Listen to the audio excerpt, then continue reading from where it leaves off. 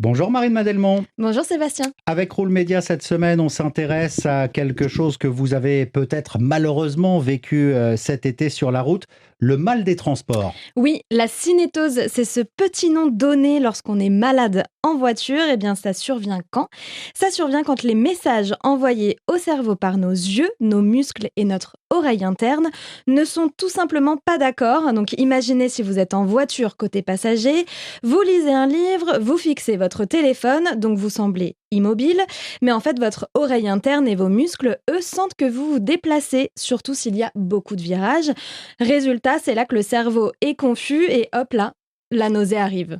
Et y a-t-il, Marine, des individus plus sensibles que d'autres, un profil type? Non, il n'existe pas de profil prédisposé au mal des transports, mais en revanche, certains cerveaux donnent plus d'importance à la vue qu'au reste et ont donc plus de difficultés à hiérarchiser les informations. Les enfants, par exemple, sont plus touchés parce que leur système vestibulaire, justement, n'est pas encore mature.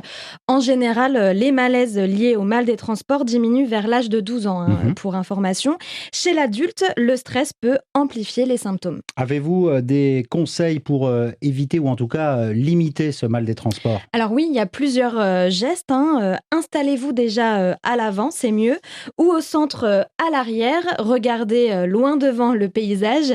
Évitez donc évidemment la lecture ou les écrans. Faites des pauses régulières, mais ça c'est un conseil à appliquer à chaque Ah, on le fois. répète. Aérez la voiture et privilégiez surtout les repas légers avant de partir et avant de prendre la route. Et pour les cas les plus sévères, Marine, il y a même des solutions.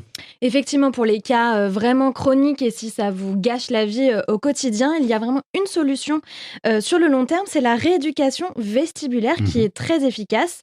En fait, cette rééducation apprend au cerveau à gérer les signaux contradictoires justement et à hiérarchiser correctement les informations.